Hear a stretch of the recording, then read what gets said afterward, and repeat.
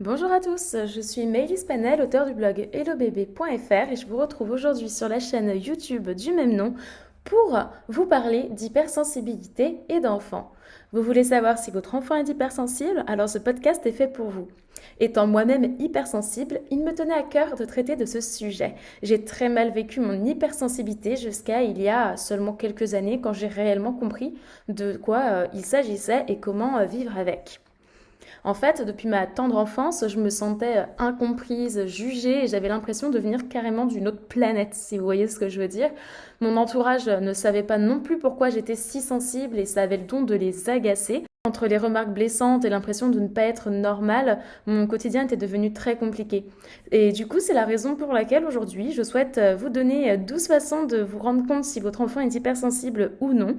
Et le but est de vous permettre par la suite d'adapter vos réactions envers lui afin qu'il puisse faire de son hypersensibilité une force plutôt qu'une tare. Donc sans plus tarder, on commence le top 12 des caractéristiques d'un enfant hypersensible. Le premier point qui peut montrer que votre enfant est hypersensible est le fait que ses réactions semblent exagérées. Qu'il s'agisse de joie ou de peine, votre enfant semble vivre ses émotions à 200%. Deuxième point est la difficulté à tolérer la frustration. En fait, puisqu'il vit ses émotions à 200%, lorsque l'enfant hypersensible est confronté à la frustration, cela devient comme une obsession, entre guillemets, et il a besoin de temps et a beaucoup de mal à accepter cette frustration. Le troisième point, c'est la sensibilité au bruit, aux odeurs, aux textures, aux lumières. En fait, c'est un peu les cinq sens qui sont perturbés très facilement. Donc, par exemple, moi, j'ai l'impression de tout ressentir plus fort que les autres. La musique des voisins me dérange quand les autres arrivent à suivre le film en oubliant qu'elle est là. Me limer les ongles est une sensation affreuse et le bruit me dérange terriblement. J'ai plein d'autres exemples que je pourrais vous donner, mais vous voyez ce que je veux dire. En 4, il y a la timidité et la nervosité. Donc on peut remarquer chez son enfant une difficulté à aller vers les autres, une anxiété à l'approche de nouvelles personnes ou de nouvelles situations. Heureusement, ça se travaille et moi aujourd'hui, j'ai réussi à travailler dessus et ma timidité s'est presque envolée et ma nervosité par contre, j'ai encore un petit peu de mal, j'angoisse assez rapidement. En cinquième point, la difficulté à prendre des décisions. En fait, l'hypersensible ne fait pas les choses comme tout le monde.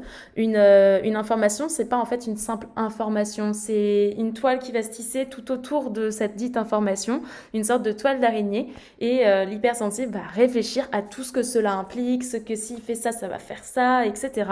Donc c'est pas évident de choisir, de prendre une décision quand en fait c'est une telle prise de tête, si vous voyez ce que je veux dire.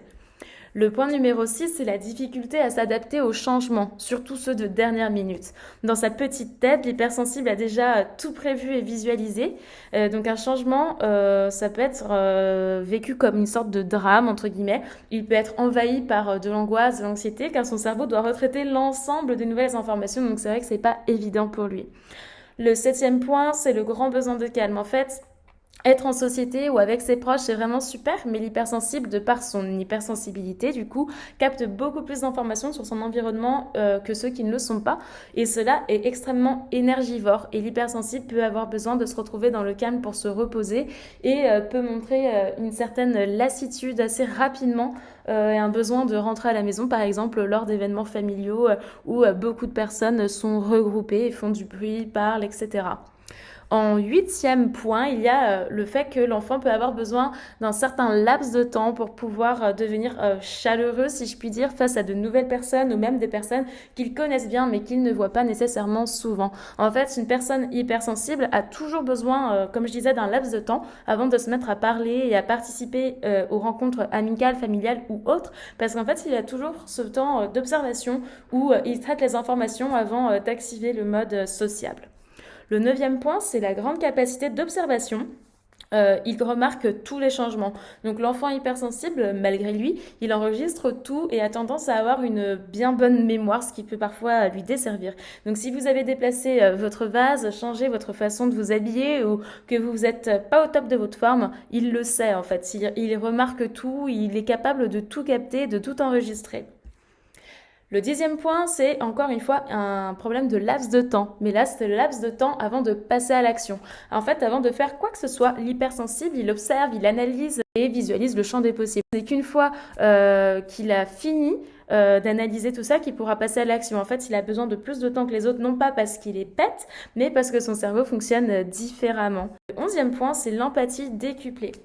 L'hypersensible ressent tout beaucoup plus fortement. Donc lorsque dans son entourage, au journal de 20 heures ou dans la rue, ou voit quelqu'un ou un animal dans la détresse par exemple, il est profondément touché. On aurait presque l'impression qu'il est une éponge à émotions.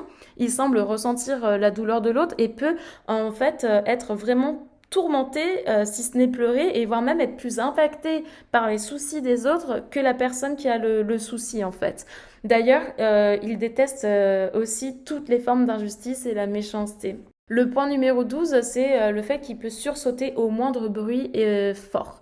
Il a tendance à sursauter du coup lorsqu'un bruit fort survient ou quand quelqu'un s'adresse à lui brusquement en parlant fort ou en criant. D'ailleurs, il se peut qu'il pleure à chaque fois qu'on hausse le ton sur lui. C'est comme si les sons résonnaient plus fort en lui qu'en les autres en fait. Donc le top 12 des caractéristiques de l'enfant hypersensible est maintenant terminé. Si vous avez reconnu votre enfant dans la plupart des points, c'est sûr, votre enfant est hypersensible. Cependant, si vous n'avez pas reconnu votre enfant dedans, c'est qu'il ne l'est pas. Mais si par contre, vous avez 2 ou 3 points qui vous font penser à votre enfant et que ces points se manifestent assez fortement chez lui, il se peut qu'il soit tout de même hypersensible. Je vous conseille alors d'essayer d'approfondir la question et d'un petit peu plus l'observer pour pouvoir par la suite déterminer s'il l'est ou pas.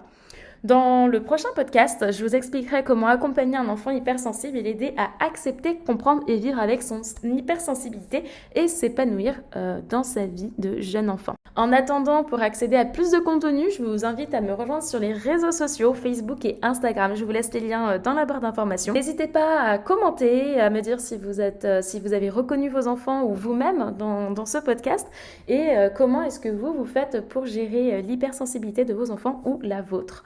Voilà, c'est tout pour moi. Je vous souhaite une très belle journée et je vous dis à très vite.